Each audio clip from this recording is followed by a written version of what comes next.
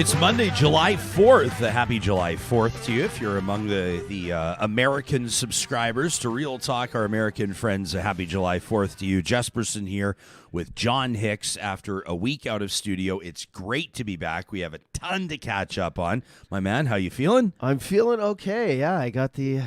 I'll be honest, I got the bug. It was me. The bug. The bug. Yeah. You got smoked by it, and I did. And it sounds like despite your triple vaccinated status, yes, it was it put you through a little something over the last number of days. Yeah, I got one shot here in Edmonton and two while I was in BC, and then I got a text because they didn't know I got the ones in BC to get another booster, and I almost took that other free booster, but I know there's more people who need it more than me. But yeah, just 4 days of I was in a fog. I was texting you. You're like, what is this guy saying? Well, yeah, no, we just wanted to make sure you're doing all right. It's great to have you back. And, I'm great. Started testing negative on Thursday, but double tested all the way until Sunday and said, it's time to come back. Yeah, you want to make the right call. You want to handle it right. It sort of served as a good reminder. We hear people saying like it's not over, it's still happening, people are still getting sick. A lot of people are like out and about sort of like doing their best for life to return back to normal. They want their summer to feel like summer, like it did 2 or 3 summers ago. Best summer ever. Geez. And healthcare professionals are sitting there. I see it all the time. It seems like on my social media I see it a lot. Doctors, respiratory therapists, nurses going, we're still seeing it. It's still happening. It's here. And it struck our studio, so to speak. So. And the variants, they get around some of those shots. So, be careful. Still stay safe out there. So yeah, well, we're going to set, like I said to you earlier, we're going to try to keep your workload light this week. And, come on. It just means we've got a lot to catch up on. Of course, a lot happened Canada Day and everything that goes along with that. There was this James Topp, this veteran, arriving in Ottawa. We got Pierre Poilievre releasing videos. Like I said in my tweet today, fondling fur. Charles Adler wants to get in on that in just a second. Stanley Cup was awarded. Yeah, how about the Avs, eh? I felt like everything kept happening. Roe v. Wade. I was like, this is a bad week to be sick. That was kind of the big one. And so, obviously that Supreme Court decision down in the United States, a lot of people saw it coming. Justice Samuel Alito had that sort of, what do you want to call it, like a position paper. That's not the technically correct term, but that had leaked a while ago, and so to put it on everybody's radar, people were talking about it, and obviously we'll hit that from a number of angles as part of a continuing conversation, including coming up on tomorrow's show. We'll talk to Joyce Arthur from the Abortion Rights Coalition of Canada. Today, coming up in just a second, we'll talk to the Titan of Talk, Charles Adler, in his regular Monday spot here on the show. We got a lot to get into with him. Did you notice last few days Chuck actually shut down the comments feature on his tweets? Yeah. I want to ask him why. See what happened there. It's not like the guy hasn't sort of had a few grenades lobbed his way before, but yeah. Well, it's your prerogative. Everyone needs, maybe it was a mental health break. Maybe it was just a time away. Ask him what's going on with that. I know he wants to chime in on some of the things that have been happening with regards to provincial politics here in Western Alberta. Oh, yeah. BC's Premier John Horgan stepping away. Says not stepping away, but he says he won't seek re-election as well. He's had a couple of battles with cancer that have taken their toll on him. He says now, he says, I don't technically have cancer right now. He goes, but I know what's coming up over the next little bit is going to be another fight. Rough. And so he's stepping. So yeah, a ton is going on. I'm sure we're probably missing like 10 things here. We're going to talk to Sergeant Kerry Shima as well of the RCMP. He's part of what's known as Alert's ICE unit. And so Alert is like and we'll get Sergeant Shima to sort of clarify exactly what this is, but it's different law enforcement agencies, right? So you have like municipal police departments working with the RCMP and other law enforcement agencies. The ICE unit is the Internet Child Exploitation Unit. A 13-year-old girl from our hometown of Edmonton gone missing on June 24th, just found. Investigators tracked her down in Idaho. Oregon, pardon me, in Oregon, one of the Pacific Northwest states, in Oregon on, I believe it was July 2nd. So she's gone for about a week. And we're going to talk about not just that story, and we won't get into it specifically, but Sergeant Shima and his team did work on that case. We're going to talk about what you need to know. I mean, what are the tools that predators use? And don't take every single element of our conversation as though we're sort of projecting that onto the story of this 13-year-old. It's not necessarily what we're doing, but it's an opportunity for us.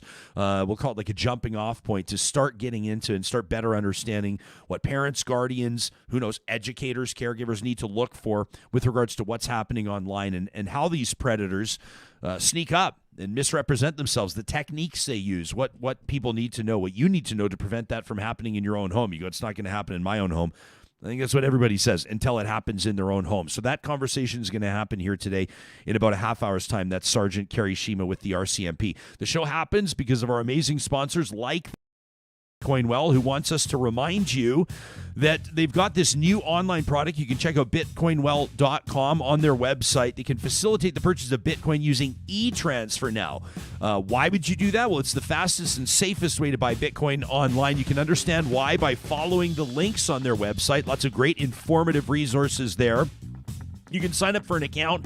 You can try buying with e-transfer. It takes just a couple minutes to set up the first one, and then every purchase after that can be done directly from your banking app. Now you're going, well, hang on a second. I'm hearing all about the price of Bitcoin right now. We're not telling you to buy it, not telling you to sell it, but if you have questions, you want to do it easily, safely, do what's right for you, go ahead and contact the team at Bitcoinwell. You'll find them under the sponsors tab at ryanjesperson.com. Real Talk starts right now. Here's Ryan Jesperson.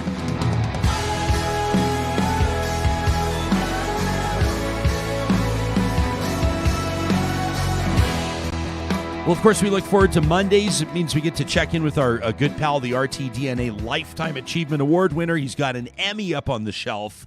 Charles Adler joins us Mondays here on Real Talk, and I literally don't even know where he's checking in from today. Is it Vancouver? It's Winnipeg. Chuck, we can always tell you join us from your red plaid palace. It's nice to see you back on the show. It's where I'm temporary. My secret location in Manitoba right now. Location changes from time to time because it's not easy being me. It's fun being me, but it's not easy being me. By the way, how do you like my new Real Talk ball cap? Oh, I knew you were going to grind. I knew you were going to grind my gears about this. We do have one here. You want to know the problem? You want the actual behind the curtain truth? Right, is it clearly you've got a supply chain issue, and it's the fault of Justin Trudeau, no doubt. Well, you nailed it. Okay, next. Yes, exactly. Blame Trudeau for everything, and it works. Hey, let me ask you this. I mean, we've got a million things to catch up on. Quite frankly, I don't think it matters what order we go in because all of them are issues of importance. But on a personal note, I noticed that you've been one that'll engage people online. I mean, it's where typically we kind of see your prose show itself from time to time. The way that you speak to people, the way you articulate your political opinions, like not many folks can. But you've recently shut down the replies on your tweets. What's going on with that?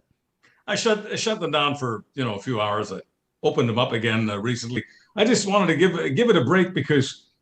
For some reason, I guess whatever it was. Oh, I think it was the China thing. Remember that China tweet, which I will admit wasn't written with the usual amount of caution. It wasn't as edifying as some. I was just responding very viscerally, very quickly to our old colleague Danielle Smith, who talked about lockdowns, that Alberta was locked down. And I think about lockdowns. I think about China. And I say to myself, I can't stand lockdowns. I can't stand China. I can't stand communism. But those are the creeps that do real lockdowns. And I said that, I'm almost embarrassed about the fact that, if Xi had been running Alberta with the lockdown, there would be far fewer deaths because lockdowns are horrible. And yes, people die of the horrible mental illness that they're experiencing and are committing suicide and damaging people around them and children. But in terms of COVID deaths, they have fewer COVID deaths. Anyway, so people landed on me, even people who know me, and decided to see this as a great reveal that Chuck Adler, the unapologetic capitalist, the unapologetic free enterpriser, is indeed a Chi-Com, is indeed a supporter of Chinese communism. And so they were going after me days and days, ratios, and I just thought I'd give the stupid thing a break because as far as I'm concerned, I'll just be very direct if you don't mind. Do you mind me dropping the nuance for just a moment of being direct? Please. Okay. Message to anyone who thinks of me as a communist, Chinese communist, and otherwise, fuck you and the horse you rode in on. Nice. Thank you, Brian. Crystal clear. Thank you for the opportunity. Crystal clear like Pepsi. So this is I've seen it, and this is just anecdotal, but just even earlier this morning, I saw that Andrew Coyne, the national political commentator, said the same sort of thing. He said, my mentions these days. Let me see if I can track down the actual tweet he had, Chuck. I don't know if you saw this, but he just basically said, like, my mentions these days are such a waste of time. Like, I don't think he even knows, or I'm not sure if he's finding that. He says, my mentions these days are almost entirely made up of COVID deniers, anti-vaxxers, and anti-Ukraine trolls. Most of them anonymous, few with more than 50 followers, many created in the last 6 months, hundreds and hundreds of them all day, every day. What a waste of time.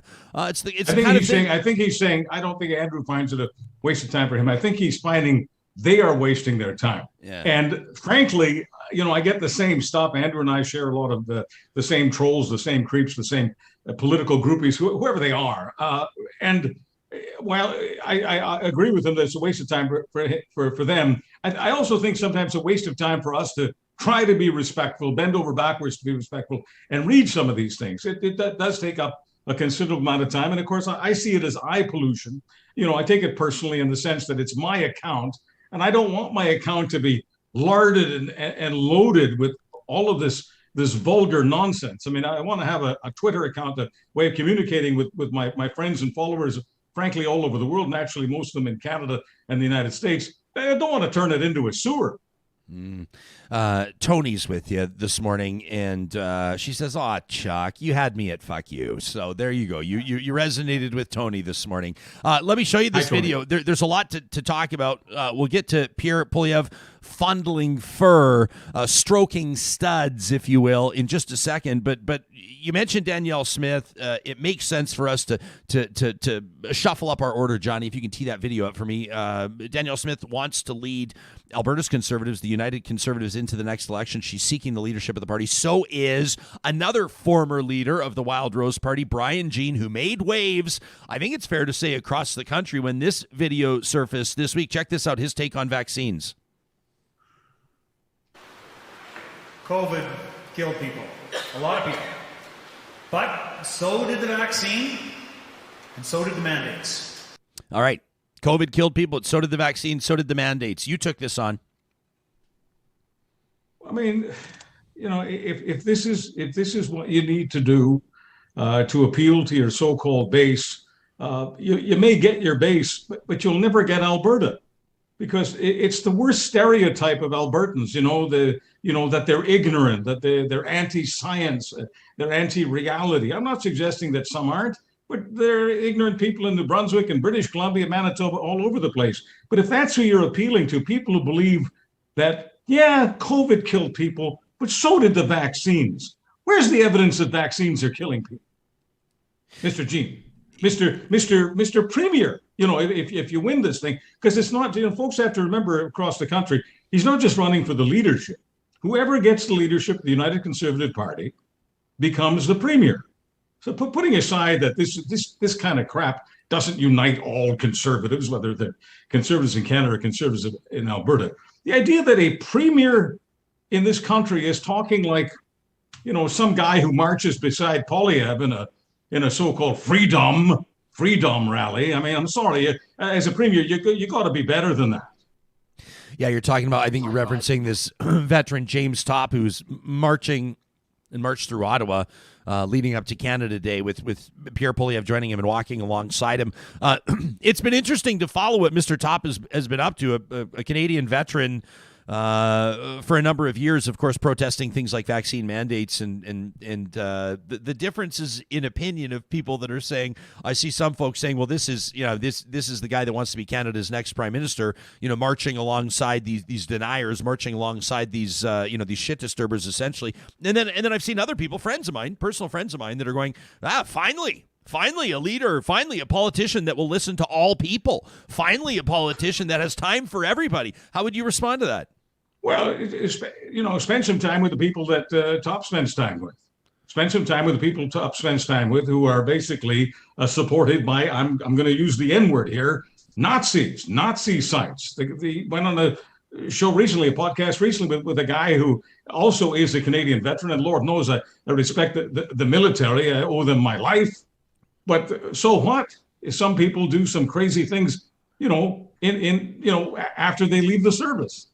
And one of the crazy things that some people do is they begin podcasts where they're supporting January 6th, where they're supporting an insurrection, where they're supporting the overthrow of the United States government, where they're saying that Canada needs January 6th and that the convoy is a wonderful way of having January 6th. And Top appeared on a show with that guy. And no, Mr. Top did not challenge that guy. Mr. Top held hands with that guy. When I say hold hands, I'm talking, metaphorically here. So when Pierre Poilievre and other people say, people like Adler, they're against Canada, they're against veterans. Please, I'm against stupidity. Yeah. It is stupidity to say that vaccines are killing people, and it's stupidity to hold hands with someone who wants to overthrow the government of Canada. Yeah, this might be actually the nicest thing I can call it. It's some people would say that's kind of like treason, isn't it?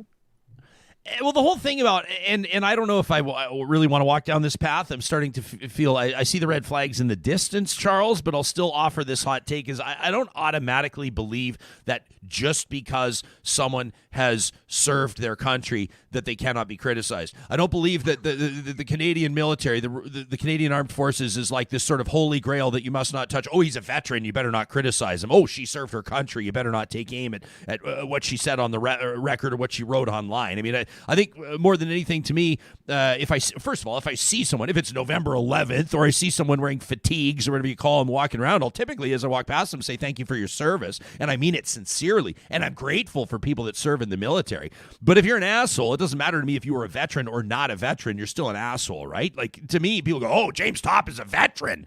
And by the way, some folks have said, technically, I don't know if this is a nuance or worth sinking our teeth into, but people have said technically to be perceived as a veteran, you've got to be honorably discharged, which he has not been to this point. But I digress. I don't know if that's important. I just don't think that it makes it, you can't criticize someone they served. Well, look, I mean, I grew up thinking the greatest public service you could do was to defend Wayne Gretzky, okay? And so Semenko was the great defender of Wayne Gretzky, the great enforcer.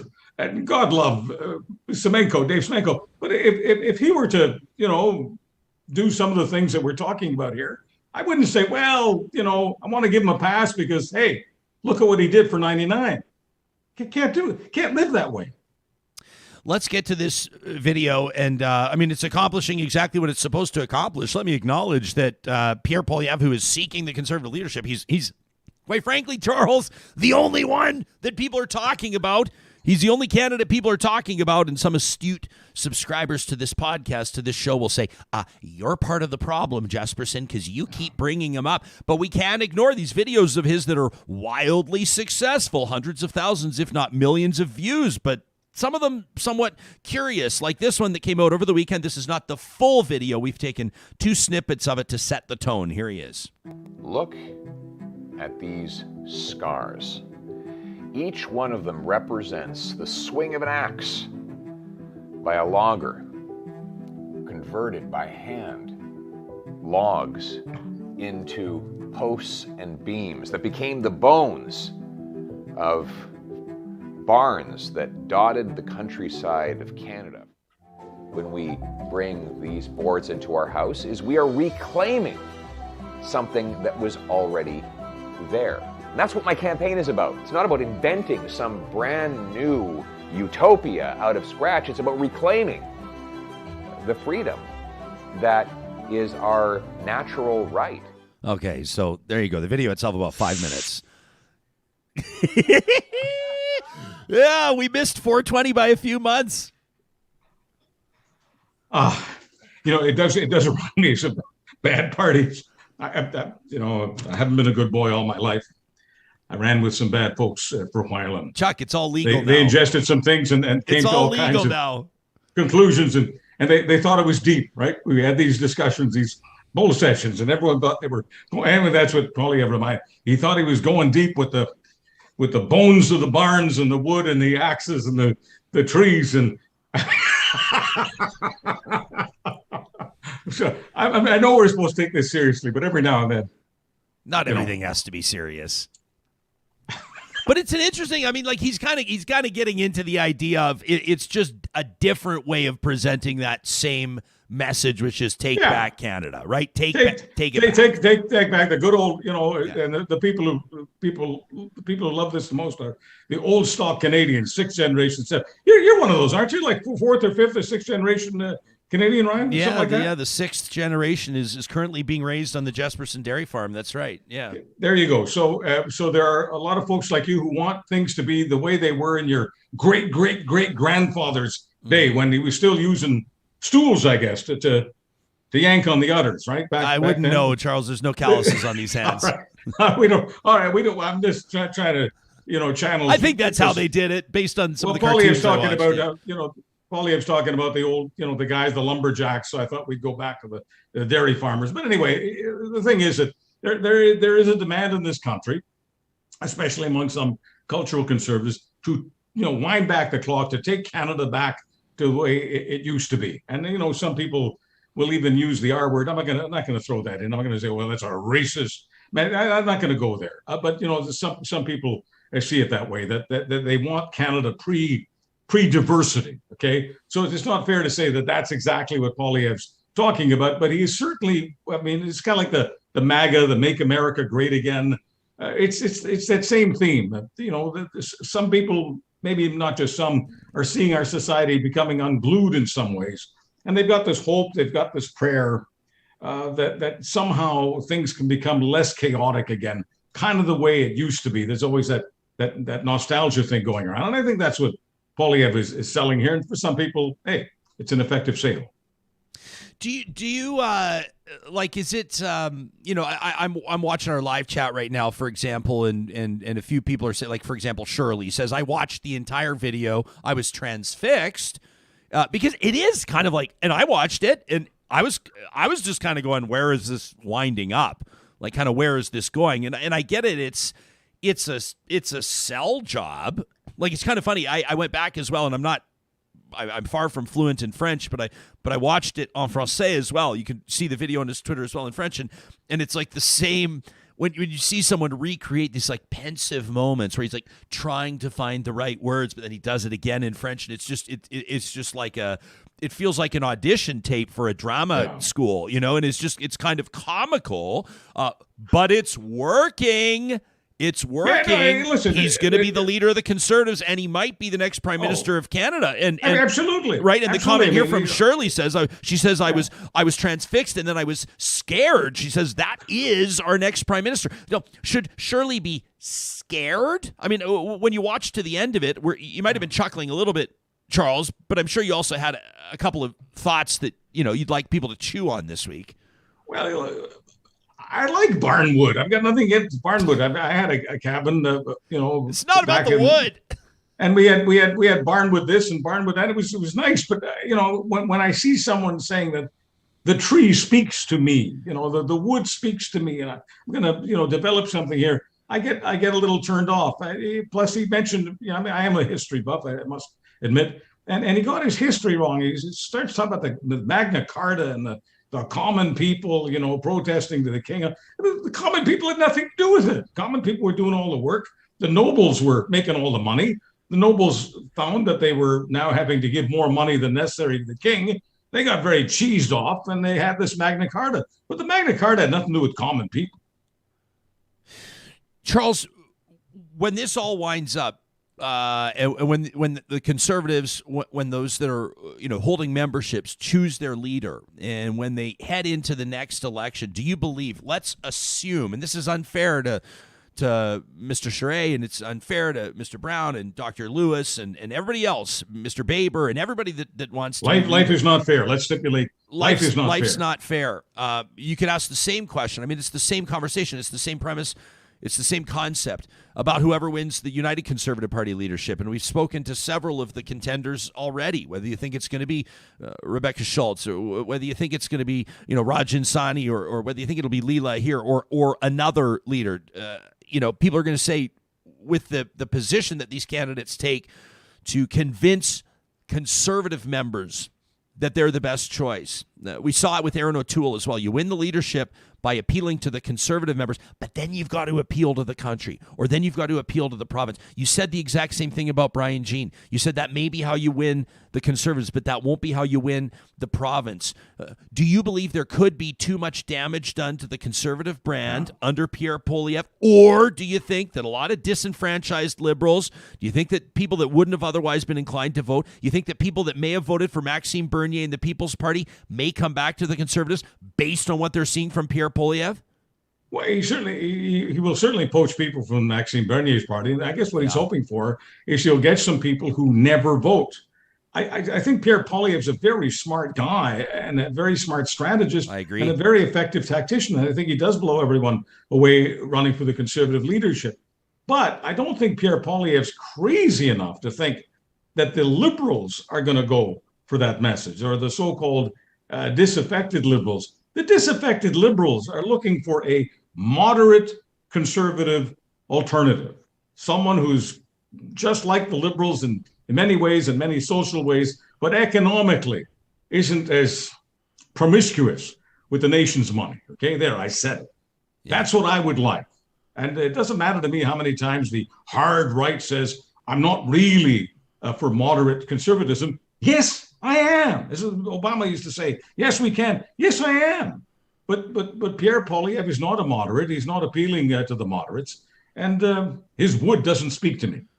I'm going to be, as mentioned, talking to Joyce. We're going to have obviously a ton of conversations, an ongoing conversation about the Supreme Court's decision stateside overturning a 1973 landmark Roe v. Wade decision. We'll talk about what it means in Canada. We'll come to a better understanding of what it means in people's workplaces, things like health care coverage, things like cross-border travel for women seeking medical services and the like. Won't have too many conversations looking like this one, Chuck, me and you, but you tweeted about this, and obviously Canadians look to you for common sense takes on stories like this. Back on June 26th, right before you and I were slated to last talk, you said you were getting a ton of feedback from Conservatives saying you should never again be called Conservative because of your views on the overturning of Roe v. Wade. You say, my simple message to Conservatives who want to strip me of life's most meaningless label, have at it, guys, take out my trash. That resonated with thousands of people. Obviously, you can see the numbers on the tweet. But how have you been processing this a week and a half in? Well, a week and a half in, I just say respectfully, I'm not going to say what I said earlier because there I said it. But anybody who believes that a Canadian, never mind the States, never mind all those countries in Europe and elsewhere, a Canadian, anyone who feels that a Canadian Conservative has to demand that a 10-year-old who has been raped must carry through with the pregnancy. Any Canadian Conservative who believes in forced pregnancy is, in my opinion, not a Conservative at all, is a radical, is a lot of things. But I make no apologies for being for Roe v. Wade. I make no apologies for a Canadian woman making up her own mind as to whether or not she wants to stay with the pregnancy. It's her business, not mine. It's happening, though. Like it's happening where people have been talking a lot about, sort of like the Christian nationalist movement in the United States and the marriage of big American churches and the sort of Bible Belt movements and the infusion of that ideology into politics. And people have talked about stacking Supreme Courts and people have all of this kind of stuff. And it's essentially, hasn't it, Charles? Because you've seen the feedback on the talk radio lines, and so have I, of people calling it fear mongering and saying that kind of stuff's never going to happen, and then all of a sudden it is happening, and women's access to health services, to the basic human rights that come as part of that health care are being rolled back in front of us, and it could impact more than half of the American states, and it's a big deal. And it's happening in Canada as well. And people will say that it's not going to happen in Canada. I don't think that they're paying attention. If we were to sound an alarm right now, where should people direct their focus?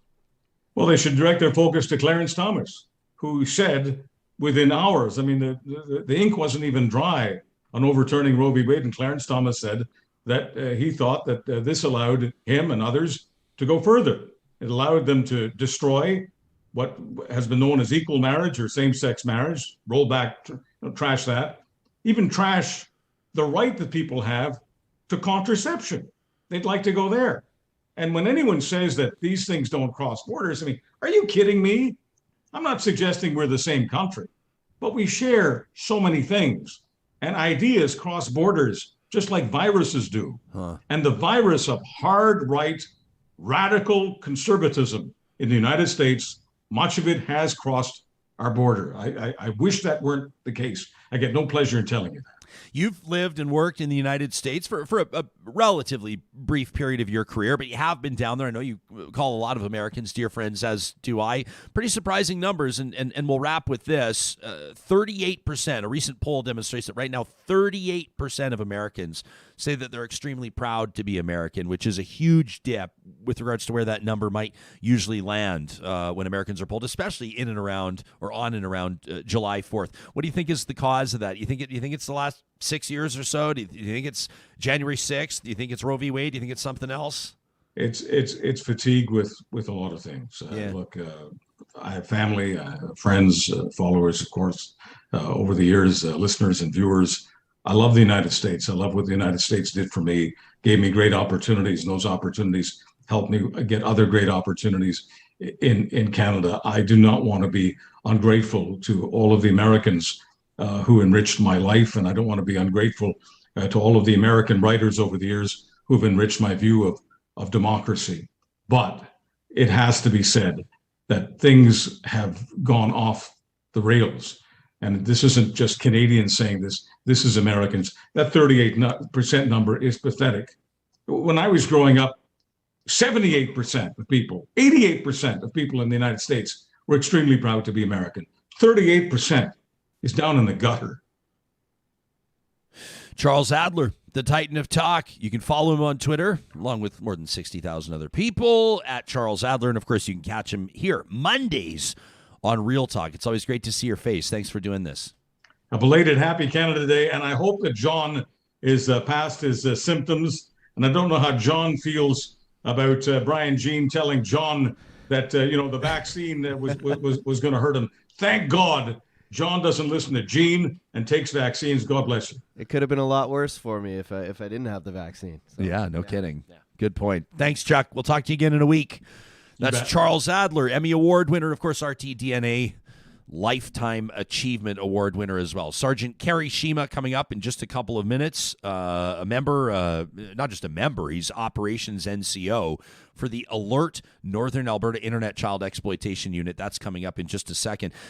These interviews happen because we've got the support of incredible sponsors, and today it's a real honor. We're super excited to introduce you to one of our newest partners here on Real Talk, and that's the team at Apex Automation. You're going to be hearing a lot about what this team does. You can check them out online right now at apexautomation.ca. They provide intuitive, fully autonomous solutions to industry. They give people back their time. And so I said to them, I was talking to Adam and his team at Apex, and I said, help me understand, like just as a civilian, help me understand exactly what you do. He says, we go into businesses in any industry. They've got equipment, but they need that equipment. They need that technology to function properly, to function efficiently. So whether it's a timber mill or whether it's a brewery, the team at Apex Automation helps these systems function the way they're supposed to. Oh, and by the way, they're always hiring as well. We're going to hit a number of angles as we get to know Apex Automation together, but you can find them today online at apexautomation.ca. Our friends at Park Power, we often talk to you about the internet, electricity, and natural gas service provision. We talk about bundling their services and how that can save you money. But have you checked out their blog recently? Some great resources here on things like natural gas. And most recently, just over the past few days, they put up a new post at parkpower.ca about the government of Alberta's electricity rebate program. Now, they've recently been made aware of several phishing scams related to this electricity rebate program. We want to make sure that you don't fall for that hook, line, and sinker. So today's a great day to learn more about that program and, of course, find those red flags. Make sure you protect your bottom line at parkpower.ca. It was so great. We're going to be reviewing the Real Talk Golf Classic a little bit later on in the show. We'll show you some photos. A beautiful Jeep Wrangler out there on the tee box at 14, a nice par 3. that hole-in-one contest. Nobody won the Jeep, not this year anyway, but it was supported and sponsored by our friends at St. Albert and Sherwood Dodge. Whether it's a Jeep, whether it's a Ram 1500, maybe the big one-ton Ram 3500, so maybe you're looking to downsize, get into something four-cylinder, a little more fuel efficient. The teams at Sherwood and St. Albert Dodge have you covered. You can shop their inventories online or go see them in person. You make sure you let them know that Real Talk sent you. And before we move on to our next interview, we wanted to remind you about the opportunities at Infinity Healthcare. Now, of course, you know that they work in home care, so they work with families that say, listen, we just want to ensure that our loved one is getting the care that they need. We want to make sure they're eating, want to make sure they're getting their vitamins, want to make sure that the litter box is getting changed for their cat, want to make sure they have somebody to talk to. This is an investment your family can make. They also work with existing funding through Alberta Health Services. But the note I wanted to make today, they're looking to add to team members as well. So you can look under career opportunities. I know right now this is really relevant to a lot of people that have maybe been out of the workforce or maybe what we call underemployed over the last while. You're looking for more hours. You're a skilled worker. Maybe you're a licensed practical nurse, for example. This sounds like a good fit for you. You've got that sort of empathetic drive. It's always something you've taken pride in. Why not check them out today? Infinity-8.ca. Maybe you could be the next team member helping people find the reliable home care they're looking for through Infinity Healthcare. Well, this was a story that certainly gripped the nation and certainly people in our neck of the woods as a 13-year-old Edmonton girl was declared missing. She was reported missing back on June 24th by her family after she didn't show up at school. And for the next number of days, of course, folks felt sick as thousands shared social media posts, as people stapled up missing person posters to lampposts and to tree trunks and everything else that you do to try to spread the word when someone has inexplicably, basically for all intents and purposes, disappeared. Her name's Lila Smith, and she was discovered by authorities uninjured in a hotel in Portland, Oregon, on Saturday morning. This arrest of a 41-year-old Oregon man, the recovery of this 13-year-old girl was made possible because of investigators like our next guest. Sergeant Kerry Shima with the RCMP is the operations NCO for the Alert Northern Alberta Internet Child Exploitation Unit, otherwise known as the ICE unit. He served for more than 20 years with the RCMP with postings in Redwater, Hinton, in national security, and more than a decade in the K Division Serious Crimes Branch. Kind enough to join us this morning. Sergeant Shima, thank you for your time. This is obviously, I mean, aside from no abduction in the first place, this is the outcome that people hope and pray for. This really a remarkable story, but I suppose one that you see far too often, probably more than people realize. Good morning, Ryan. Thanks again for having me on. And first of all, huge kudos to all of the law enforcement agencies involved in the investigation, particularly at the back end where there was some international coordination. Quite a remarkable story. And of course, we don't want to see any of this happening in the first place. And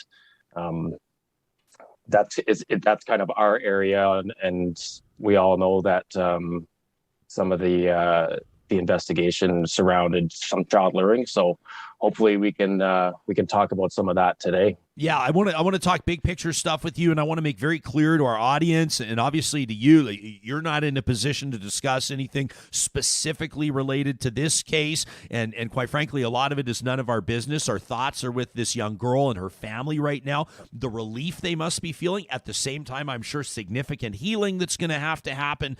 But generally speaking, when something like this happens, when a young person is reported missing by family members, when investigators like you get involved, where do you start? I mean, do you automatically, to a certain degree, assume that there may have been, or in some circumstances probably was, some contact between a young person and their abductor? Like, can you take us into the psyche and how investigators approach a case like this?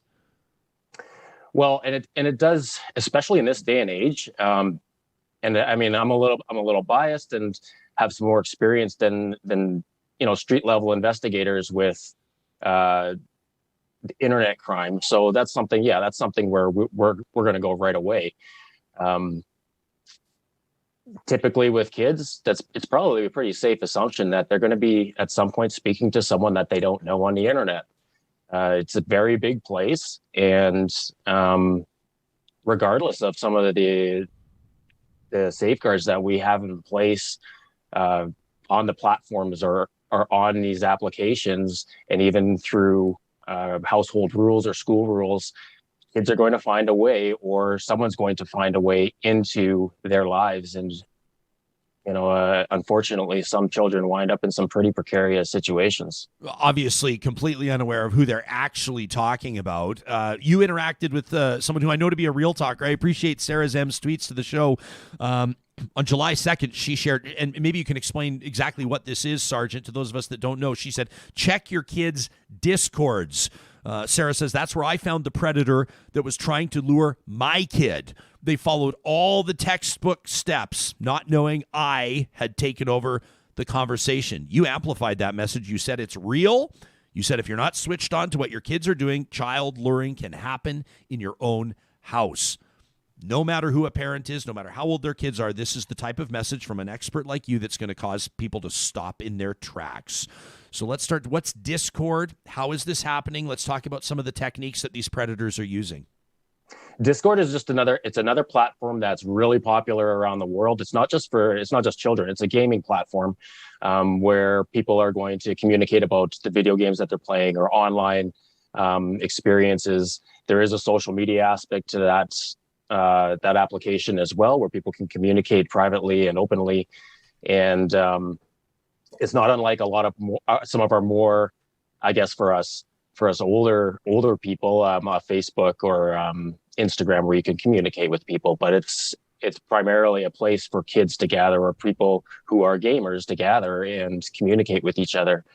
And just like anywhere else where there's children, there's going to be people who are looking to exploit them. And these are target-rich environments where predators know that this is where kids are going to be. And the grooming that your real talker there didn't outlined is typical. Like, we're seeing stuff like you're just gaining kids' trust. That's all they're doing. And it's finding commonalities or things that kids like, and then feigning a commonality so that you can gain their trust or get them talking, giving compliments and things like that.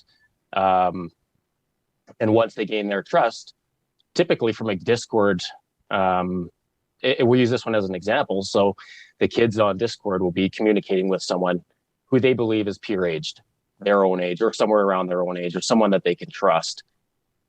That person is going to groom them, or is going to build some sort of a rapport with them, and ultimately move them off of that Discord platform to a more private application such as Snapchat, or Instagram, or an application called Kik.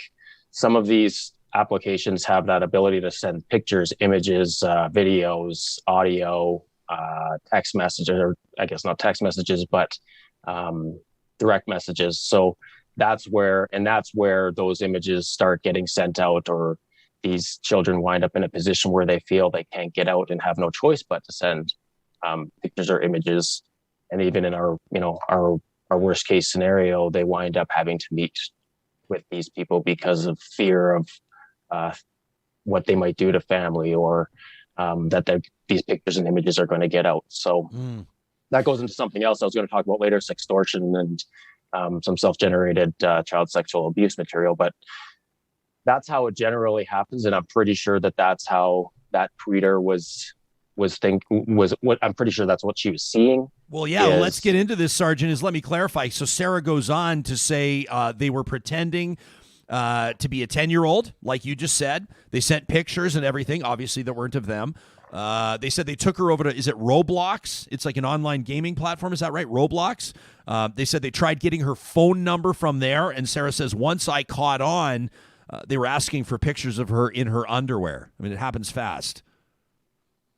Happens super fast. Sometimes we're seeing some of these happen just like that, like in a matter of I don't know, a couple dozen, 3 dozen messages. And then sometimes it's grooming that takes, that covers a period of a month or 2 or longer. But I think the ultimate goal for these predators is to exploit the kids either through obtaining images and videos or actually meeting with them.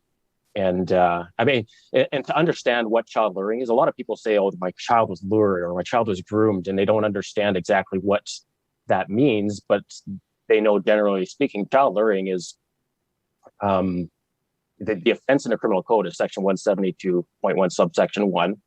And anyone who communicates by way of telecommunications with a minor for the purposes of there's the myriad of offenses for the purposes of making child pornography. So to be clear, making child pornography doesn't mean you have to videotape a sexual assault on a child or something like that. It could be that you're directing these children to take pictures of themselves in underwear and send it to that predator. That's making child pornography. It's images with the sexual purpose. Sexual interference, kidnapping, sexual assault. So that's child luring. So anyone who communicates with a minor by way of telecommunications for the purpose of basically every sexual offense in the criminal code is committing child luring. How does a person like you that has the knowledge and experience that you do, like, I have to imagine you and your colleagues in this ICE unit, Internet Child Exploitation, it's got to be some of the heaviest lifting in law enforcement. I can't imagine what you deal with and the things that you have to process and the fact that you continue to approach your job every single day. But you must be aware, more aware, obviously, hyper aware of what's out there and who's out there. And I would imagine that if the average person, including me, had the knowledge that you do about who's out there and what they're doing, we probably wouldn't let our kids online at all. And I know that for a lot of parents, they're going to say, well, that's not realistic, and I don't want to sort of like bubble parent or helicopter parent. I want my kids to be savvy and to know how to spot the signs of danger and to know what to do in those circumstances. But how do you reconcile that balance? How do you find that balance? What do you tell parents that are looking at this story going, that could have been my daughter, that could have been my son? Absolutely. I'm a parent of teens as well. And we're learning on the fly. Like our generation, when we grew up, we're in when the street lights come on. That's when we come in. And if we don't, you know what you're in for with your parents if you're not on time or you're disobeying certain rules in the house. This is a whole new brand of childhood and growing up where we have the entire world, literally speaking, at our fingertips. And what has to happen is, and we never blame the children. The kids do not have the experience that we have. The kids do not have the experience their teachers have, their grandparents. So we cannot blame the kids, especially when we ourselves do not understand a lot of these applications. So it is incumbent upon parents, childcare workers, guardians to make the effort and to spend time with their kids online. We need to get engaged. Like, we have to get engaged with your kids, build the trust. When something goes wrong, you want your children to know what to do. And you want them to be able to stop in their tracks and not continue on that rabbit hole, where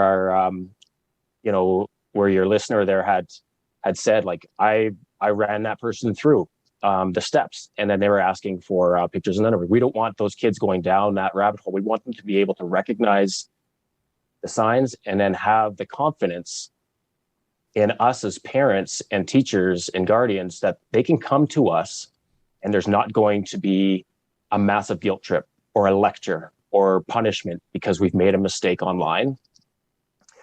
We'd be hard pressed to find any human being on the planet who hasn't been tricked online by something. No kidding. And then this fits right into what I know you wanted to revisit, which is this extortion angle, right? Mm-hmm. I mean, like, you've got, like, it's maybe easier said than done to convince your child, hey, listen, there's not going to be punishment. We're not going to be angry if you need to come with us for something.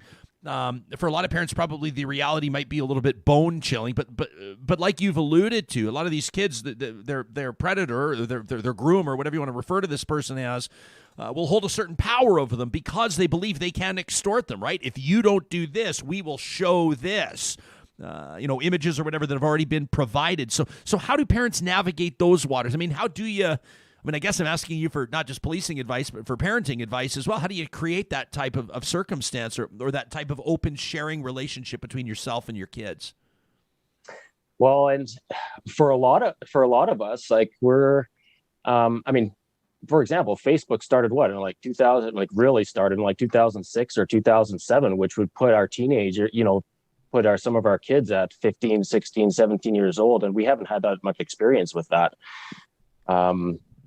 So we really have to pay attention to what applications we're dealing with what the warning signs. Like some of our children have, we recognize when something's not right.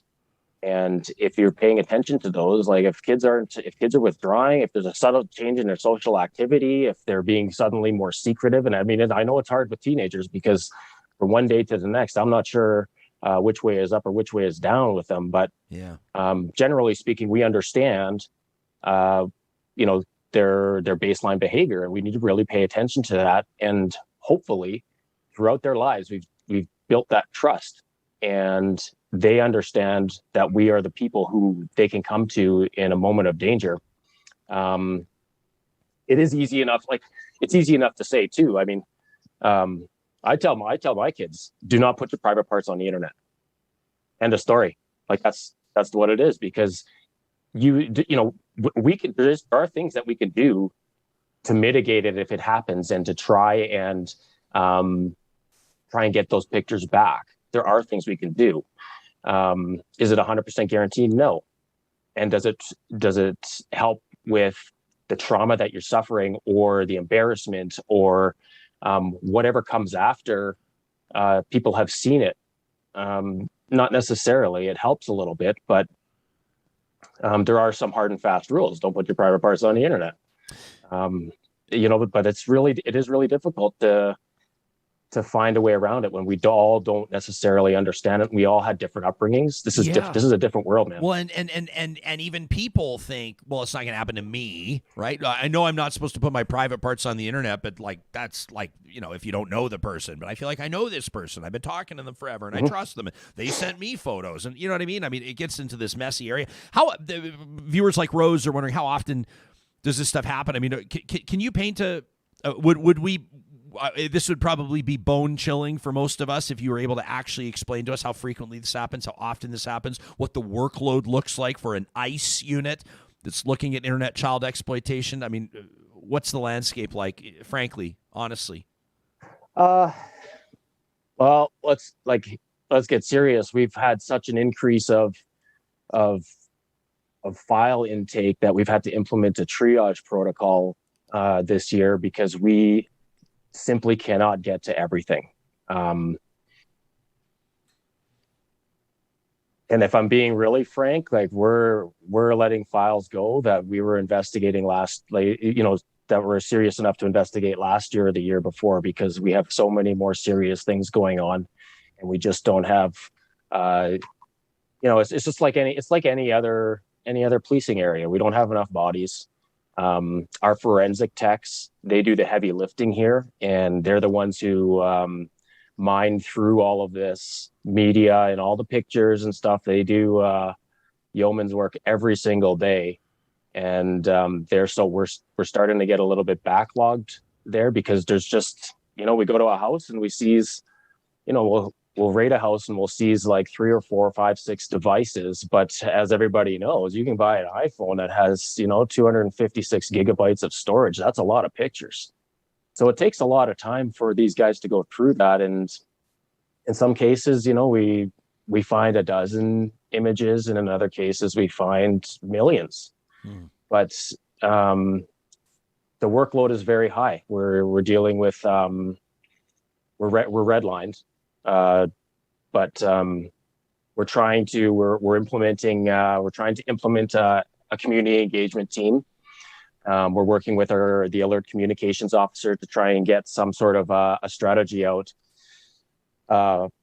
We want to put parents in, prevention, education, intervention. And we want to put those parents in a position to protect their children. And it's very difficult to do when we're just, we're pretty strapped, working files. We're not in schools as much as we can be. I know in Edmonton, the SRO program was basically cut in half, so we don't have those resources in the school putting information out. It's really tough for us to get out around the province to do anything but enforcement. Yeah. The workload's pretty heavy, and there always seems to be. There's always an emergency on our plate, Ryan. Of course. Like, there was one today. This morning something came up and everybody puts what they're doing down and we go to that one. And it's tough. And when you talk about the if parents are wondering about the self-generated SISM or the sextortion stuff, that happens all the time.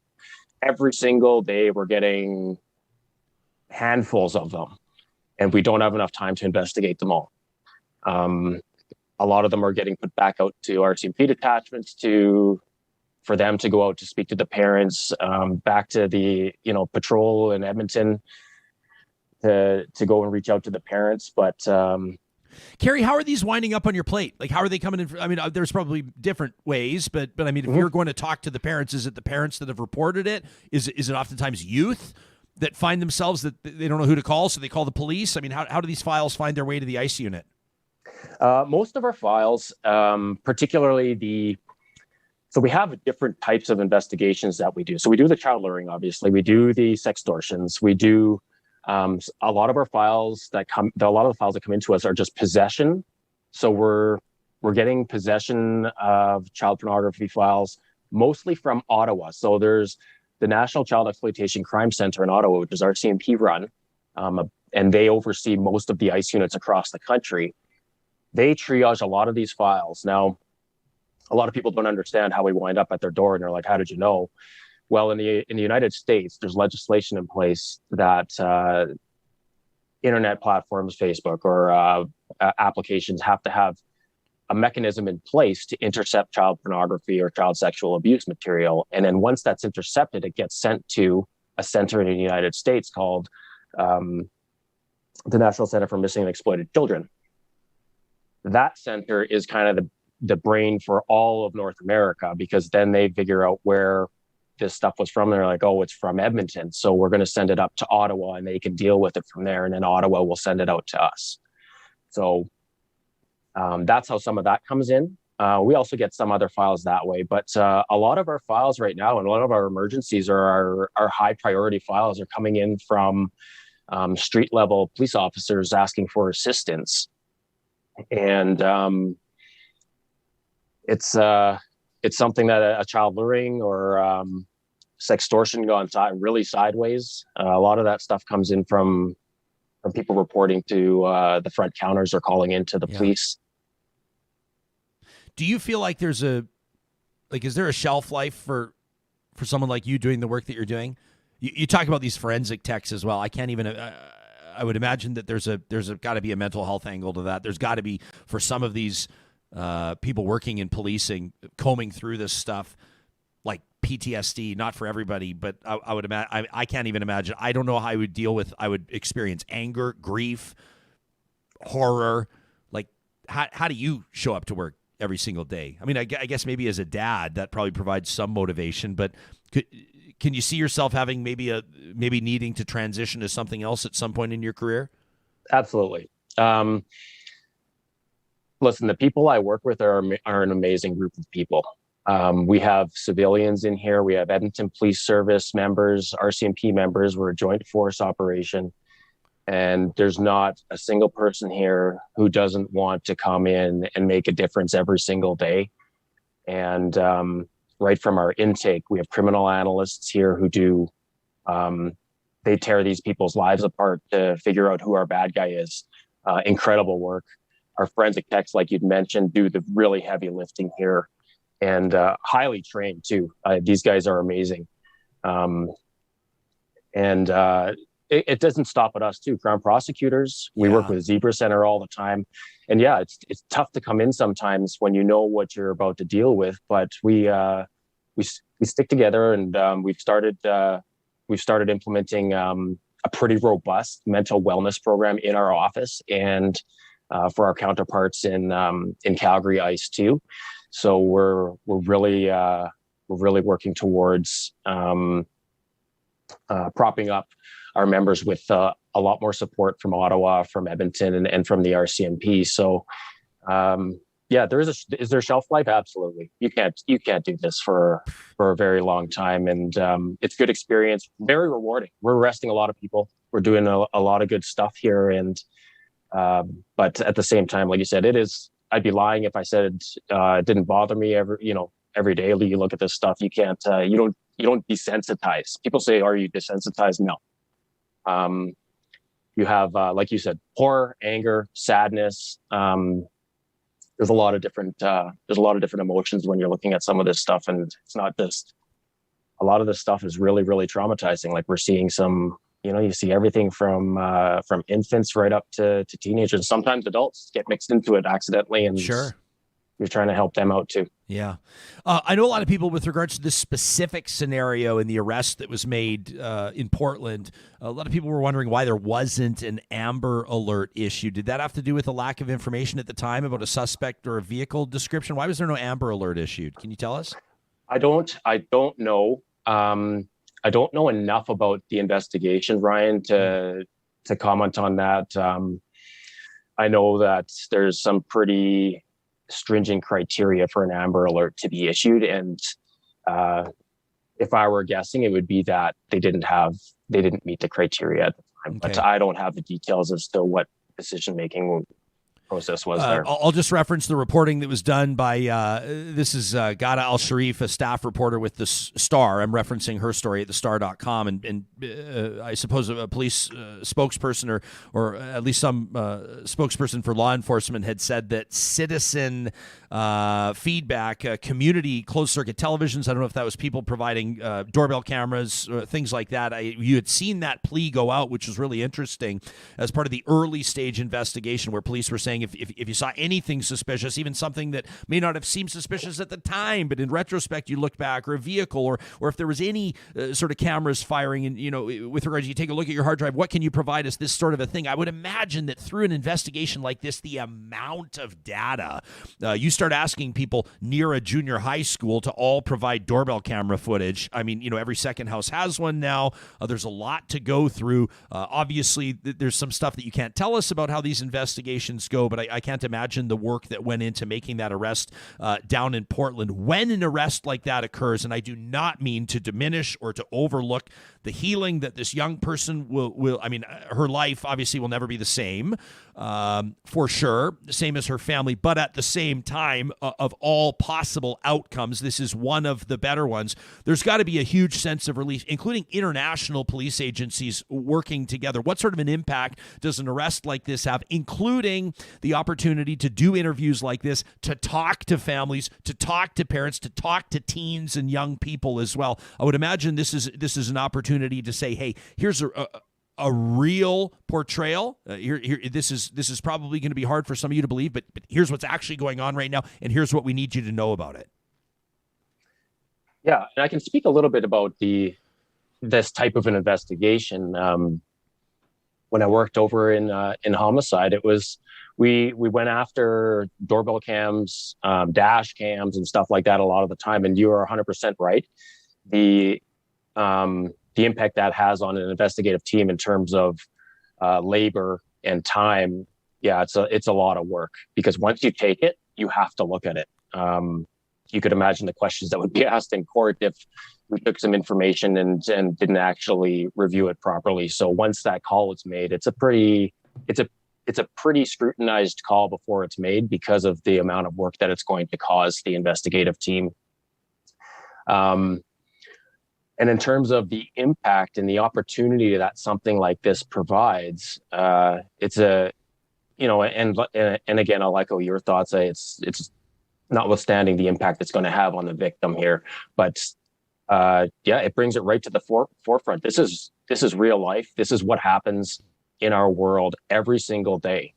And if we don't have our head up and we're not understanding what our kids are doing, they're going to be in a position, whether they act on it or not, they're going to be in a position to be tricked into doing something that they either don't want to do or shouldn't be doing.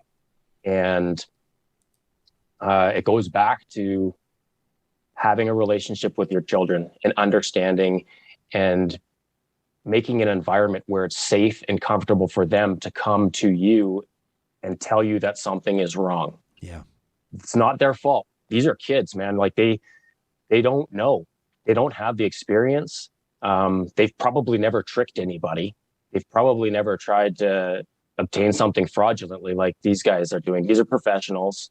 These are people who are motivated, highly motivated, and are predators. They're bad people. They're criminals, and we need to really make that. A lot of emphasis is put on making that environment safe and comfortable for your children to talk to you. That's what it ends up being. I don't know if you're going to want to comment on this, but let me ask you this in closing. This 41-year-old Oregon man that was arrested in Portland will be charged with child luring, expected to face additional charges in Canada and the U.S. Typically, law enforcement officers don't prefer this question, but do you believe that legislation, do you believe that penalties are strong enough? Do you believe that they act as deterrents? I mean, is somebody like this, even if convicted, even if this person pleads guilty or pleads down to a lesser charge, what does the future look like for them? I mean, can they be back at it in 18 months with a brand new computer? I mean, what's your opinion on that, if you're willing to comment on it?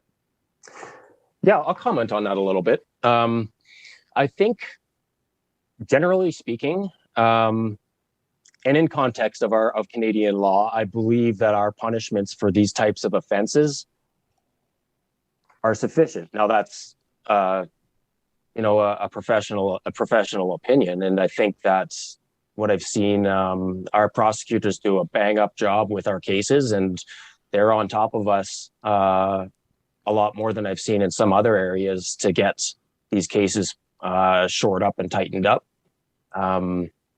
Are our penalties as steep as the United States? Absolutely not. You see, I mean, we all know, we see news, the American news, and people going to jail for like 199 years or something like that. And would we like to see that in some cases? A lot of people, yeah, they would. And or worse. Yeah. Or worse. Yeah.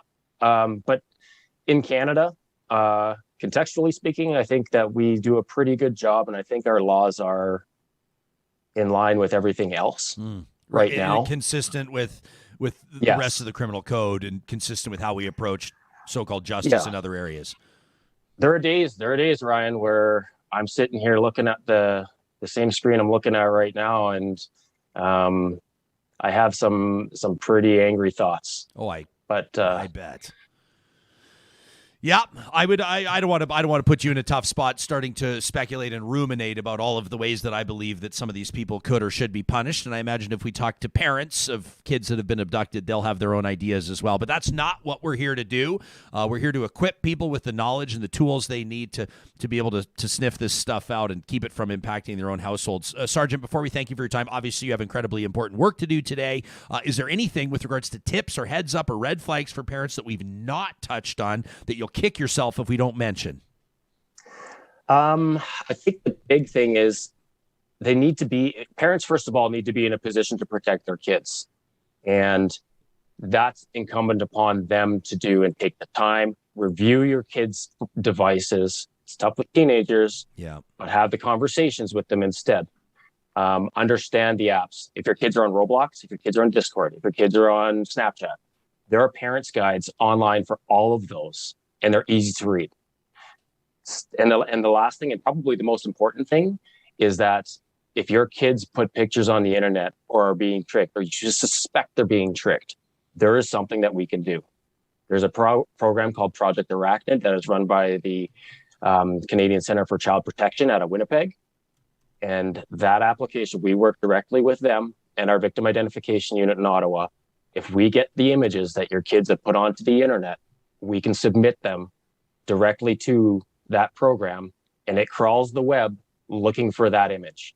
And when it finds it, it submits a takedown notice to that website, and they also provide a lot of victim support as well. So people can check out projectarachnid.ca. We're looking at that right now, and we'll put that into the show notes here on YouTube and on the podcast. We're so grateful for your availability this morning, Sergeant. It is incredibly difficult yet important work, life-saving work that you and your team are doing. You've been hearing from Sergeant Kerry Shima with the RCMP Operations NCO for the Alert Northern Alberta ICE Unit. That's the Internet Child Exploitation Unit. Thank you, Sarge. Thank you, Ryan. Thanks for the opportunity to share the awareness. We really appreciate that. Hey, I mean, literally, it could save a life, and we appreciate this. Thanks for this. I want to put a note out to Real Talkers, to parents.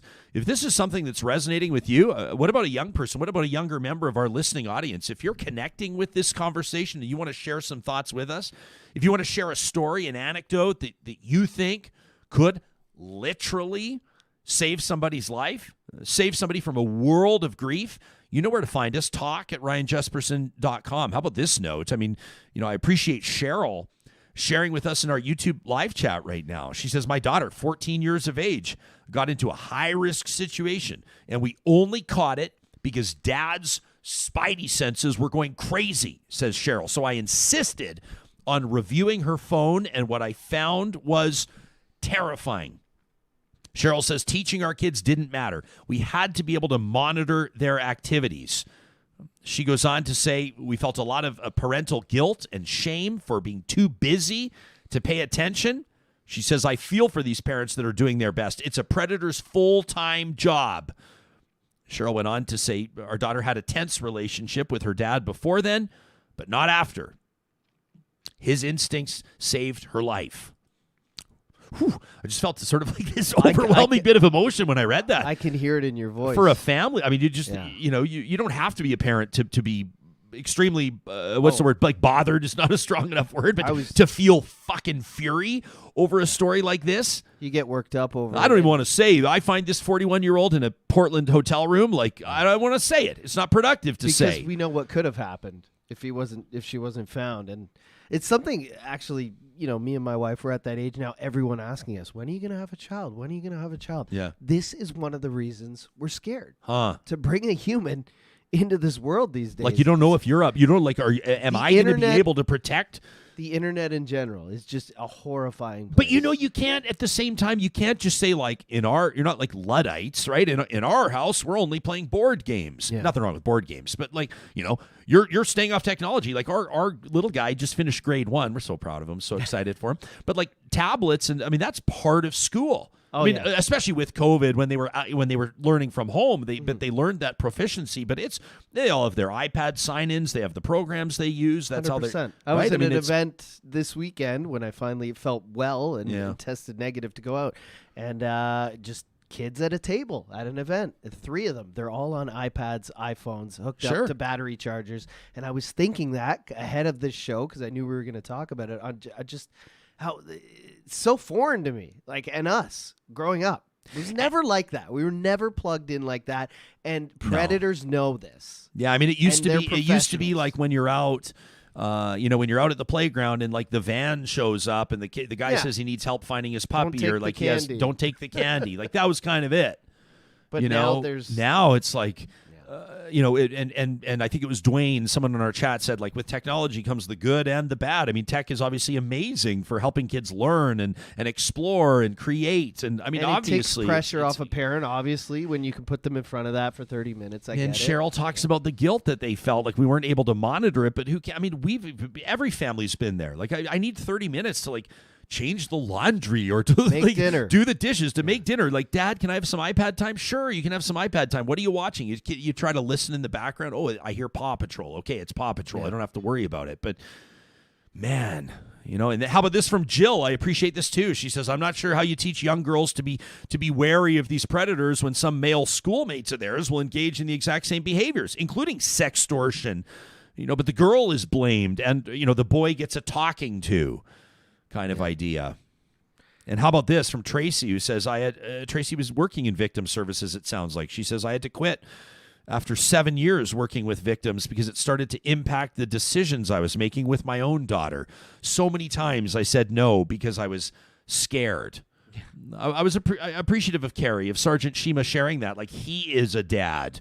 And saying, like, if you understood the landscape of what, I think of this in different contexts. Like, if you worked in law enforcement, if you worked in, like, check stops, and you understood how many people are driving impaired, like, how many people are actually out there driving impaired, would you let your 16-year-old drive? Exactly. Would you let your elderly mother cross the road in the middle of the day, knowing that people are bombed after Christmas parties at 2 in the afternoon? If you worked in internet child exploitation, would you let your kids online? Yeah.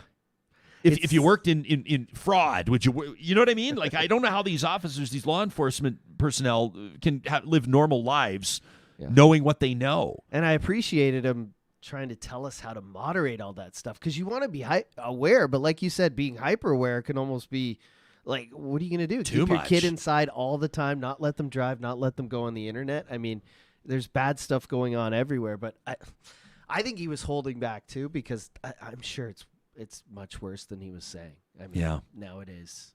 Barbara says this is one of the best interviews she's heard in a long time. Says there has to be more of these interviews on many platforms. Parents need this learning. Barbara, we agree. And I mean, this may sound self-serving, but you can certainly share our content. Smash the like button. Let people know where you're hearing this. We tweet out our highlights. You can post them on Instagram. We want as many people as possible to hear this advice, to understand these tips, to know what to look for, right? I mean, Tracy says, personally, we started having these talks with our daughter when she was 3. And as a result, she's warned many a girlfriend about the dangers. And Tracy's banging on, you don't have to scare the hell out of your kids when they're 3, right? That's not what Tracy did, I'm sure. But you normalize these conversations. You keep the channels of communication open, right? We even do it. Our little guy, he's 6. He's too smart. He's a little too smart. Yeah. I can't trick him as much as I'd like. But even then, I try. You want to create that open channel of communication. Hey, listen, you can tell us stuff, right? And parents are going to go, yeah, we would do this 50 years ago. I hope so. Yeah. It must be jarring for kids, though. Like, I don't even know, because I'm not a parent, but like when you were younger and your parents put you in front of the TV at lunchtime when you come home from school, you would never think that TV is going to try and tell you things that are bad or try to hurt you. Right. But that's literally what iPads, iPhones, like, you have to start explaining to them. Like, there are people on here who are going to try to hurt you, who are going to try to lure you, who are going to try to lie to you, who are going to try to get things from you. And that's just, I don't envy you, my friend. It's like a front door key, isn't it? Like, you bring technology into your home and you with the pros, you welcome in the risk of some of the cons. And I love this from Alicia. Before we wrap, Alicia says, we got to teach our boys equally. And I know someone will write in and say, it's not all girls that are victims, and it's not all boys that are perpetrators. And sure, 100%. But when we talk about things like, let me say it, rape culture and everything else, Alicia's right. We do have to teach our boys equally, both to not be predators and to not get preyed upon. It happens, says Alicia, possibly under even more silence. I think that's one of the comments of the month right there. Alicia said a lot in 3 sentences there, and I appreciate it. I saw the other comment about saying how sometimes this happens because, a boy will ask a girl for a picture, like 14, 15-year-olds. Oh, if you don't show me, you don't love me. And right. This is like young minds forming and emotions they don't understand. And then if a predator was to, you know what I mean? It just opens a door. So, yeah. I'm scrolling back. I'm trying to find context. This is, I don't necessarily know much about this commenter, this audience member, the White Hatter. I appreciate you chiming in. I'm not sure about the work they do, but here's a context or a perspective check. They say since January of 2020, we've now helped 83 teens, all under 18 years of age. The youngest was 13, who were targeted for sextortion, sexual extortion, extortion. This is a clear and present threat. This is not fear-mongering. This is just real talk about stuff that's really going on. And it was reiterated, this story of this 13-year-old girl who, thank God, thank investigators, thank members of the engaged public. I mean, I saw her aunt had tweeted out, said, my niece has gone missing. Please share this missing person's poster with a few photos of her. It had been shared, I think, something like 30,000 times. I mean, people were mobilizing to try to find this girl. And let me also note, this needs to be said as well. A commenter, I apologize, I can't attribute your comment. I don't know where it is in the lineup, but somebody said, isn't it too bad that not all missing children reports are taken as seriously? I'm glad you brought that up. And that's true as well. Today. It's a direct reference to Indigenous communities. It's a direct reference to missing and murdered Indigenous women and girls. My wife mentioned it over the weekend. She's like, I don't even want to breathe this into the atmosphere. It's true, though. how many missing Indigenous young girls. And what's the attitude? And Some people might not like me saying this, but this is, hey, from my perspective, this is what I see. The attitude from people is like, she's hitchhiking. Yeah. She's going to the city. Yeah. Right? That's kind of the attitude, isn't it? But look what can happen when we all mobilize, for no matter who it is. Like, see what was stopped here? Yeah. And honestly, I don't want to say it either, but like after the first 2 days, I was like, something bad has happened. Because you know those first 48 hours, if you don't find someone, it's, you know, things get gloomy. So. Yeah. People saying, stranger danger doesn't work. We need to start teaching situational danger. This is the white hatter again. It's hard for kids to understand dangerous people. It's easy them. Oh, I love this comment. It's hard for kids to understand dangerous people. It's easier for them to understand dangerous situations. Totally. That's a great comment. You can keep the comments going, keep the conversation going. You can send us an email anytime to talk@ryanjesperson.com, and we will be more than happy to make some time to read your comments to the show. We love the audience feedback. Don't forget, we also have an Email of the Month award we give away. It's an official Real Talk studio mug. We'll ship that for free to one Real Talker who sends us an email that really resonates. What we look for in that category, what we look for in rewarding that mug is somebody that kickstarts or perpetuates a conversation, an important conversation. Essentially, somebody that makes Real Talkers think. We want to show you some photos from our Real Talk Golf Classic. It went on, what day was it, John? Friday the 20th? No, it was Thursday. It was Thursday the 23rd of June. I barely remember. It's been a long time. It feels like it's been ages since then. We took the Friday off, and then we had the weekend, and then we had the week off, but all of this in support of the Real Talk Julie Rohr Scholarship. Before we get there, I want to note some of our partners that were there, that we're representing, and we're so grateful. All four of these partners I'm going to represent were there, including the team at Friesen Brothers. How cool of them. They had their big grill out there. This was a stop that everybody wanted to make on the 14th tee box because you had the Friesen Brothers Ivan's sausage on a bun, and then you had the Jeep Wrangler you could win. So it was a hell of a hole. And, of course, everybody loves those Ivan's sausages. It's an old family recipe. It's made by the real butchers. This sausage, it's not coming in from New York City. New York City! You can get it made fresh at Friesen Brothers. Over the weekend, by the way, did some pork baby back ribs. I used the Friesen Brothers hickory barbecue sauce. Absolutely fantastic. Baby back ribs. Good stuff. Local Environmental wants you to keep it local. Of course, they do a lot more than just what you might understand to be waste or recycling management. Those big roll-off bins for the construction sites, the front-load bins. Maybe you need something a little bit smaller, maybe a little more permanent for your small family business. But they also working in water hauling and vacuum truck services, fencing, portable toilets. I saw a buddy over the weekend. Congratulations to the Milne family. They've just got a new above-ground pool. Well, how are you going to fill it up? Well, you're going to get a water hauler. You can figure more out about that. Make it happen at localenvironmental.ca. Don't forget, Local Environmental presenting Trash Talk every Friday here on the show. Mike and his team were out swinging the sticks at our golf classic. Of course, you know Mike. He's the founder of Eden Landscaping. I could see him looking out on the fairway. I said, how does the grass look? He said, it actually looks pretty good out here at the Ranch Golf and Country Club. They're bringing outdoor spaces to life. This is their business, a custom landscape builder with more than 20 years of on-the-ground experience in Edmonton and area. It is not too late in the season. It's only July 4th. You've still got time to get in touch with their team at landscapeedmonton.ca and see what they can do for you. They're not designing your yard for a magazine. They're designing it for you. And they'll never lose sight of their goal, making your vision come to life. You can find Eden Landscaping at landscapeedmonton.ca.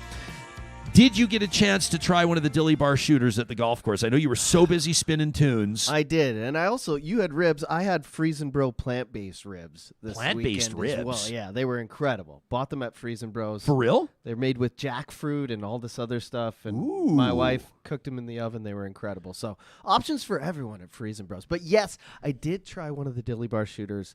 Can I hang on a dangerous. second? Maybe we could put you maybe like once a week or something like that. You could do the Friesen Brothers because you have it. Because this, and I'm not even being facetious or silly or. We're there every week.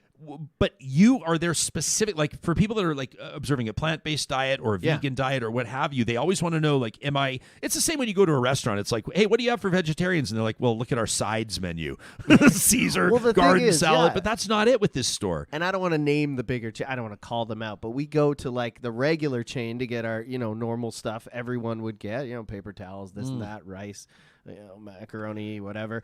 And then we go to Friesen Bros to get like the great plant-based stuff there. They have We're going to hear from their team. section They're like, that's John, just we sell rice and toilet paper as well. incredible. And they have more fruits and veggies. They have like different stuff like dragon fruit and stuff there. That's very cool. It just seems like they. Well, I always think have... it's also just because they're smart and they know what's up and they know that more and more people are looking for that stuff. Exactly. Yeah. So the Dilly Bar Shooter, your review now that you've actually tried it. It was good. Very dangerous though. Like very dangerous. If I have a feeling you have 20 of those. You wake up in the morning with quite the sugar headache. Well, and the Cardinal family showed up. They're the owners of the Dairy Queens of Northwest Edmonton, all 5 of them, and they showed up and they were on the tee box number 10, so they were right there, and they had like a cooler of like a huge, like the Gatorade thing that gets dumped on Coach when someone wins a national championship. They had like that much Dilly Bar Shooter. And I said, is that whole thing full of Dilly Bar Shooter? They said yes. And it actually did taste like Dilly Bar. And I thought, that's something more that needs to be in a pint glass poured over ice. Yeah. But I think it might be a little much. Might be a little much, but our shout out to our friends at the Dairy Queens, and show them some love. We encourage you to at Palisades, Nemeo, Newcastle, Westmount, and Baseline Road. So every Monday we kick off, and there they are. There's Michelle Cardinal on the right. So cool to have the Newcastle and Westmount Dairy Queens represented there in the 10th tee box. Our friends at Kuby Energy every Monday give us opportunity. I love this. They pave the way for us to focus on the positives, to find the joy in life, to remind ourselves that amid the heavy stuff, there's a lot going on to restore or maintain our faith in humanity. It's called Positive Reflections. And I'm commandeering Positive Reflections again. I did it a few weeks ago when Noah Orville was born, and I wanted to show you photos of our new arrival. This time, we want to take you back to the Ranch Golf and Country Club. This is Thursday, June 23rd, our inaugural Real Talk Golf Classic. John, let's just rip. We gave you so many photos. These are all courtesy of Larissa Mack Photography. We're so grateful that she showed up. There's the team from Apex Automation, our dinner sponsors in the house, making sure that we were able to take as much funding as possible and direct it to the Real Talk Julie Rohr Scholarship. So cool to see our friends in there from all different walks of life. We had engineers in the house on the tee box. There's Chad Fletcher, my pal. Loved that he got some of his good buddies out. We had the Real Talk hole. That was hole number 4. Hey, the tunes were pounding. We had Northern Chicken there just beside us. There was a lot of action. The cigars, not bad. No big deal. The Casa Turret 1973 torpedoes. These are our volunteers, thanks to the team at ISL Engineering. Lori in the middle there came in from Devon, Alberta to volunteer. She ended up winning a bottle of Real Talk bourbon for her tweets. She was posting some wonderful photos from the golf course. Our thanks to our friends that made it out there. The course was playing beautifully. Everybody was having a great time. Of course, there's the team from Reed's Roofing and Insulation. We wouldn't have been able to do this without our sponsors that made sure we could write a big check for the charity. Everybody having fun at the Edmonton Stingers hole, sinking 3-pointers for prizes. The team at Northern Chicken obviously had everybody slowing down at the 7th tee box to grab a chicken sandwich. I'm not sure how many putts fell on some of these greens. They were tough ones. A lot of familiar faces. That's the Monsma family. They're at Grand Dog Essentials, quality raw food. Awesome to have them out there joining us. That's David Shore, second from the left if you're watching on YouTube. That's Julie Rohr's husband, and David and his colleagues at ISL Engineering, just absolutely amazing support of this tournament in honor of Julie. Dram in a can, how cool was that? And just another whole sponsorship from Travis Watt and his team at PWS. I love this. So many familiar faces. Craig Strain there, Mark Cardinal. Those are the guys behind the Real Talk Pond Hockey Classic that goes every January. Awesome to have them supporting us. Teams like Friesen Brothers we mentioned. We wanted to make sure that there was huge bang for buck for the golfers that paid to be there. Of course, also at the same time, making sure that that scholarship was well funded. These are our winners here. All right, this is Lane and Dave Sr. and Davis and Keith. They call him Redbag. They traveled in from Slave Lake and Cochrane. The out-of-towners came in and won the first ever Real Talk tourney. Of course, it was interrupted by rain, and so we had to come up with a scoring system that worked for everybody. Christine Villanueva, our intrepid tournament director, did an incredible job. That's Kate Gallagher of KMG Events, who showed up to volunteer her time as well. You can see here, I mean, smiling face after smiling face. We got rained out like monsoon style. nobody seemed to care. The team at the ranch did an amazing job with the steak dinner. We got under that one tent where I was DJing, and gosh. everyone was dancing and eating pizza and Soho pizza, enjoying cigars and just chatting about the show. So much fun, man. And of course, all of this in support of the Real Talk Julie Rohr Scholarship. It was amazing to have Julie's parents joining us, her cousins, and her siblings chiming in and sending us messages of support, even those that couldn't attend, letting us know how much it meant to know that Julie's legacy will continue. I'm happy to let you know that thanks to the sponsors and the amazing people, the volunteers and people that showed up to golf, more than $25,000 goes into that scholarship. That scholarship fund now sitting at about $70,000. It means that every year $5,000 is going to go to a post-secondary student in Canada that's lost a parent to cancer. Now, on June 23rd, the day of the tournament, we also launched the official scholarship applications. So if you know someone that would qualify, someone that fits the bill, so to speak, a student that is going through all of the challenges that come with post-secondary learning, plus the stress, the heartbreak of losing a parent, we want to direct you to ryanjesperson.com. If you go to the Connect link, you'll find it there. Scholarship. And that's how you can apply for this scholarship. Now, the applications close August 1st, so there's less than a month. This is just year one, but we want to make sure that the student, the recipient of year one, is going to know that they have that funding into the month of August. So again, ryanjesperson.com/scholarship is where you can learn more. Positive Reflections is presented by our friends at Kuby Energy. You can get your free solar quote today at kubyenergy.ca. Mark your calendars for the second annual Real Talk Golf Classic. It'll go Thursday, June 22nd of 2023. Again, at the Ranch Golf and Country Club. We'll have, of course, sign-up details to come months from now, but make sure you circle that day on your calendar. Coming up tomorrow, we're going to talk to Joyce Arthur from the Abortion Rights Coalition of Canada. We're going to find out the developments in Canada on the heels of that SCOTUS reversal, Roe v. Wade. What is Joyce and her team paying attention to? That'll be part of a continuing conversation. And we're going to talk about that glass cliff that women in politics face. That's coming up Wednesday with political scientist Dr. Lisa Young. We're hoping to do 5 shows in a row you won't want to miss this week. We're grateful to have you here with us. Make it a great Monday, Real Talkers. We'll see you soon.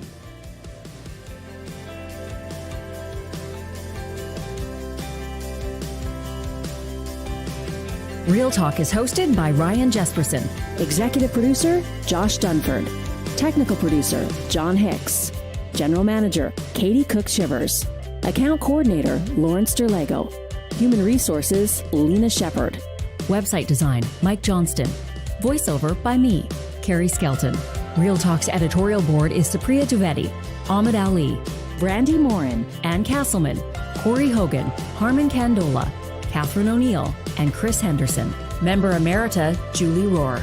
Real Talk is recorded in Edmonton, Alberta on Treaty 6 territory, the traditional and ancestral territory of the Cree, Dene, Blackfoot, Saulteaux, and Nakota Sioux, home to Métis settlements and the Métis Nation of Alberta. Real Talk is a flagship property of Relay Communications Group Incorporated. All rights reserved. For more, check out ryanjesperson.com.